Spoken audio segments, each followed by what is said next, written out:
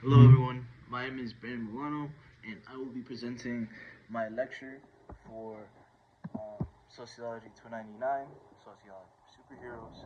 And today we will be discussing Arcane.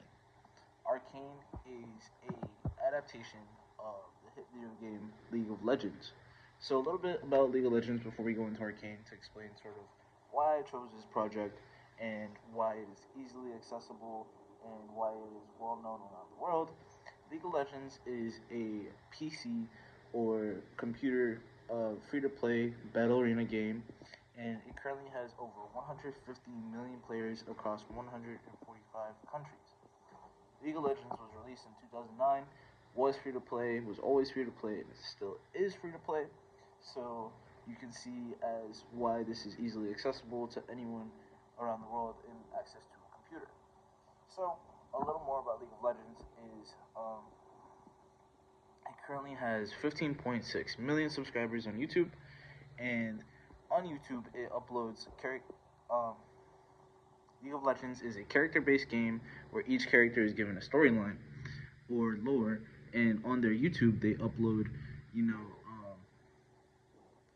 aspects to their character, their backstory, where they come from, their race, gender, class, and everything that goes into their character. And this is all easily accessible through YouTube. And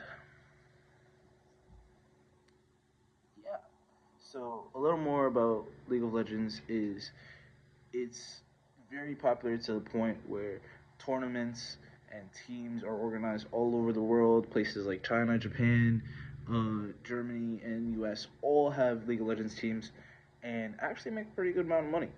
So, I'm not a League of Legends player myself, but I am very familiar with the game. And so, a little more about what what I chose is Arcane. So Arcane is a adaptation of League of Legends. Even though the game itself isn't a story game, like I said before, a lot of the characters in the game, well, actually all of the characters in the game, are given stories, lore that have to do with where they come from in this world of League of Legends. So, Arcane was released in 2021, and it's a show based on a futuristic utopian world where magic is made available to almost everyone. So, in this case, um, when I say magic is made, when I say magic is made available to almost everyone, I mean that in Arcane we are given two cities, technically one, but I'll explain why. It's two cities. So we are given Piltover and Zorn. So Piltover is a very high-end utopian, very prestigious. Everyone is an academic, well, rich, and very utopian society.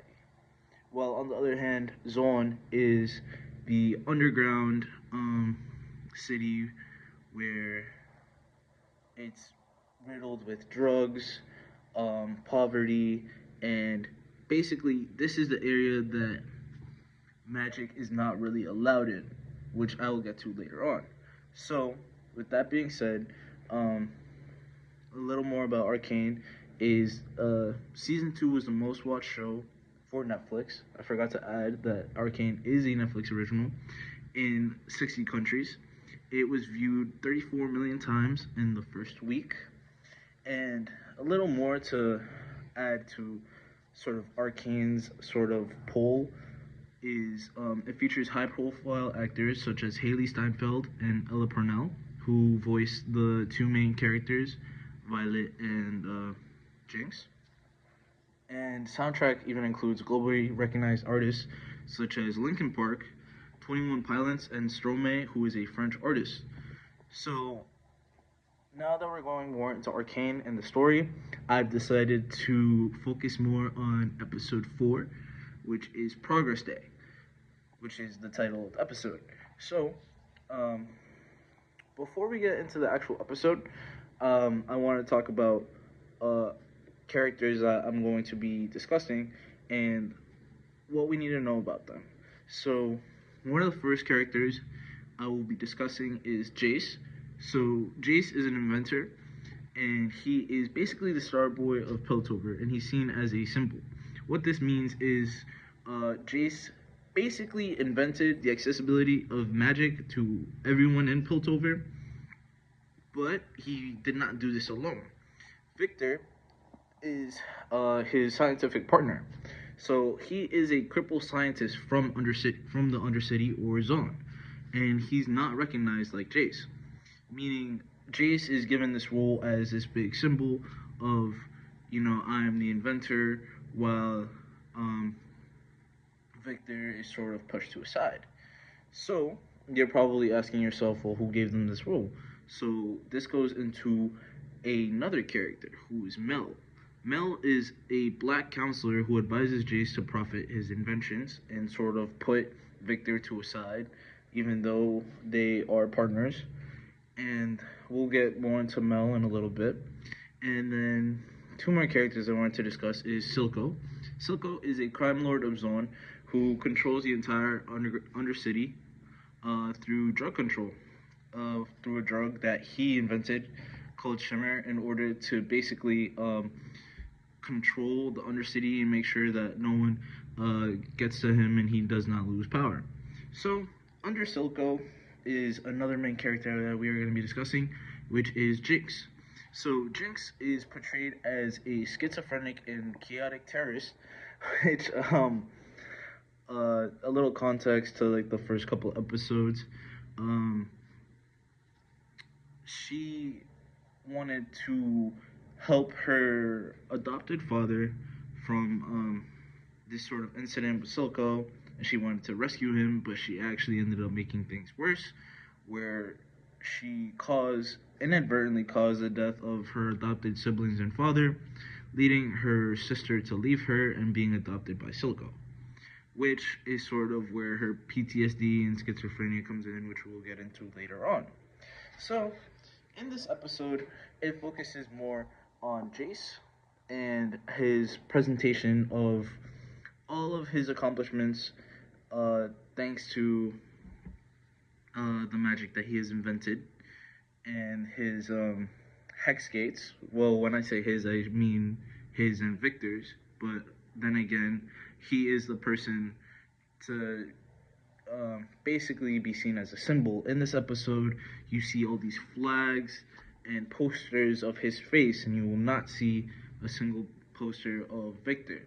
So, then again, you could say this is basically favoring, a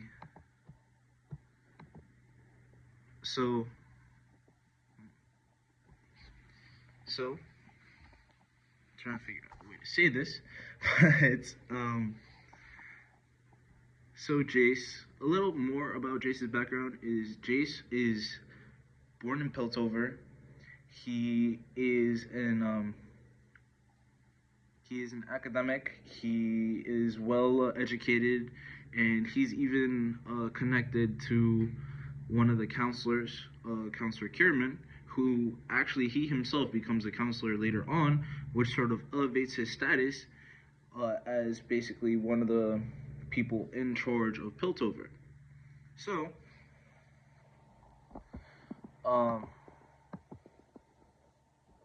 he comes from a well-respected family, and basically everything is given to him on a silver plate.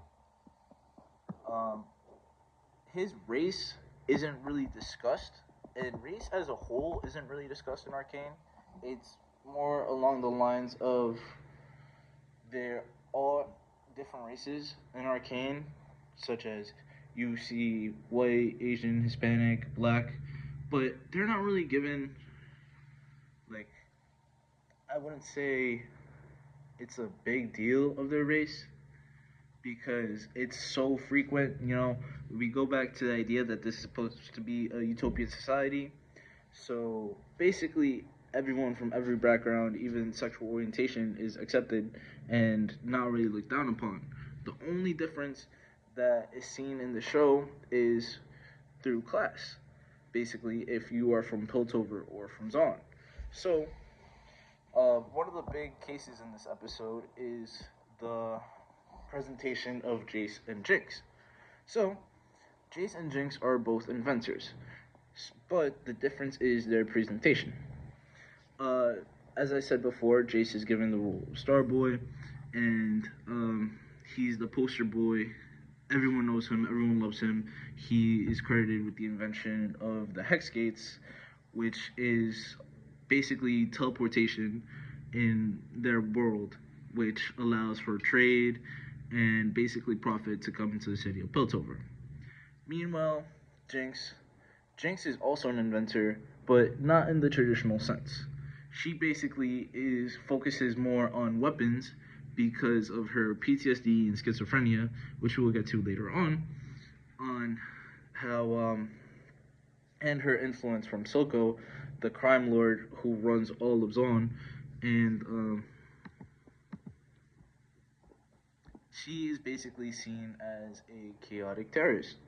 Well, it makes you really think that Jace, with his upbringing of being an academic, being well accepted by the counselors and all the people of Piltover, solely because he was born in Piltover, rather than someone like Jinx, who is an orphan, got adopted by a criminal jungle lord, and is seen as this chaotic terrorist because she's from Zon and she grew up in that area where she has to fend for herself and everyone abandoned her and isn't really given that help.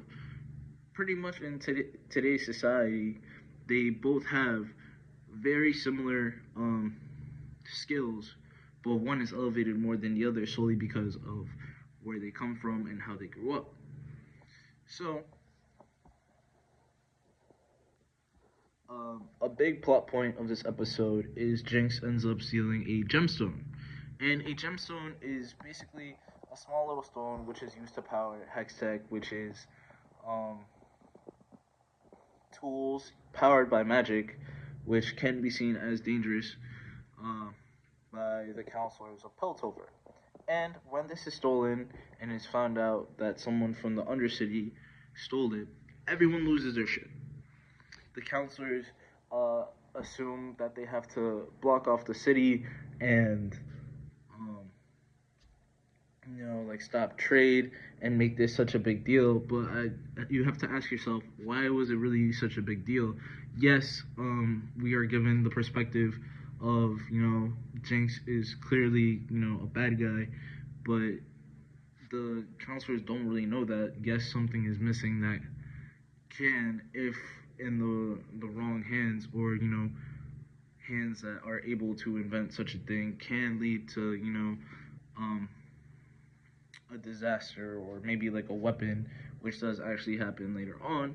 But with that assumption, just because someone from the Undercity or um, someone of a lower class has access to magic now, it's become such a big deal because the only people that are accessed magic in this episode are the people from Piltover, which is, going back, um, this utopian society where everyone is rich and fancy, and there's no teleportation in Zon or the Undercity.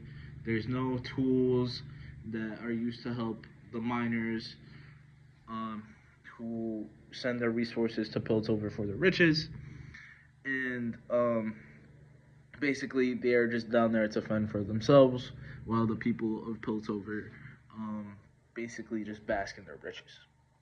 So, um, moving on, a little bit about that I found interesting in Arcane was its portrayal of gender. So, um, Arcane clearly has a big class issue, and which I have discussed already. But some of the things that aren't really um, brought up, or you don't really see as much, are the issues it has with race and gender. like I said before, race is relatively normalized but not outright mentioned. It's normalized as in it's representative but not seen as a big deal to the story or the world. Uh, there are some um, people of color in the main cast, such as Mel, who is a black immigrant who sits as a counselor, who is one of the biggest governing positions in Piltover, and she's basically the person whispering in Jace's ear to basically um, to put his partner to a side and make it be all about him. So there is that. What if Mel was portrayed by like maybe like a white actress? Will that really make a difference? Does Mel um, less likable because she is sort of black in a sense? I personally don't think so, but I think that really goes into um, maybe I think that more goes into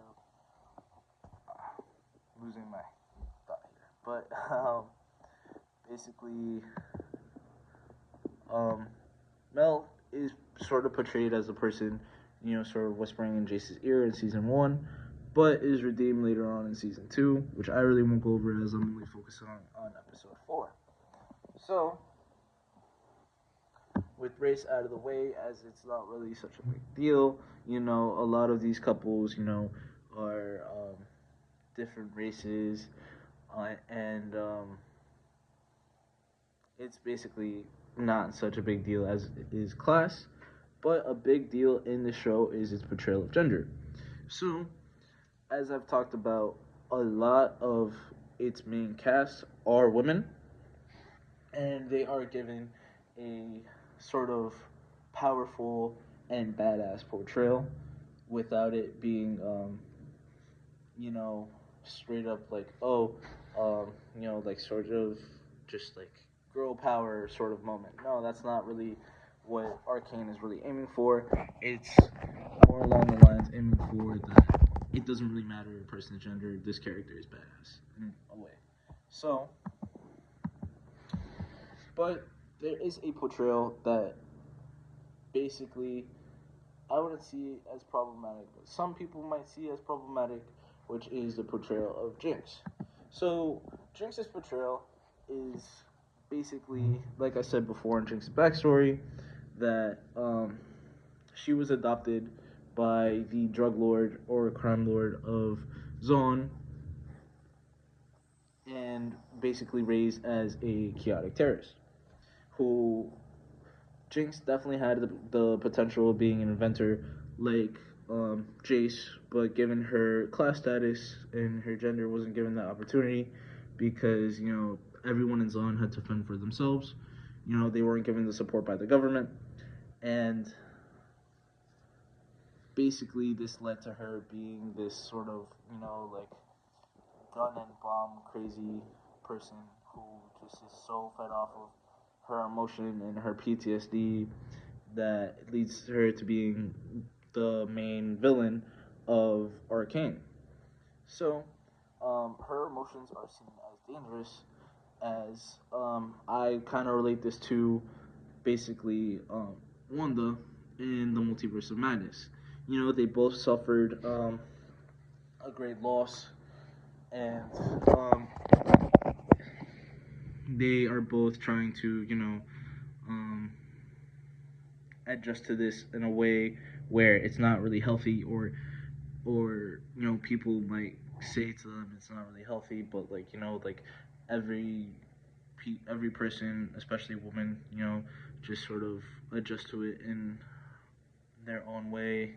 It's sort of basically saying that like um this like her emotions basically make her mentally ill and deranged because she went through such a traumatic experience that she doesn't really know how to handle it, given that her entire family is gone and she has no one to sort of help her out except a drug lord who's not really the best sort of influence. So this sort of gives a negative connotation to her sort of mentally ill depiction, and it goes back to how um, we sort of give this social norm of mentally ill people have sort of this potential of being dangerous. So it is going back to that. And another thing it relates to is how constantly in superhero movies, especially um, Marvel, where the portrayal of emotions has such a big role to deal with women, especially women characters. Again, to Wanda's credit, especially in Multiverse of Madness and WandaVision, most of her powers come from emotion, which is very interesting to see as she is female. And the same thing goes for Jinx, where how she's portrayed as sort of like dangerous and a time bomb because you don't know how she's going to react to the thing because of her, schizophrenia and PTSD. So, um, this sort of basically has a negative connotation when it comes to women who are seen as sort of like mentally ill or maybe have like basically goes to like the social norm that women are sort of like sensitive and can be seen as, oh, you don't know what she's going to do or how she's going to react to a sort of thing. So it sort of basically follows that. So um, that is essentially my presentation. Um, a little, roundup and sort of just getting all my thoughts back together is this episode had a lot to do with the comparison of Jace, who again was elevated because of his class, race, and all of the above. The fact that he is a man, and meanwhile Jinx had to suffer because um, basically she lives in a world where um, there is no help because she's like a lower class citizen and she is basically just left for dead in a sense by the government because uh, the government sees other people like Jace as like a much higher priority rather than the people who have such high potential in Zon or the Undercity. So yeah, thank you for watching.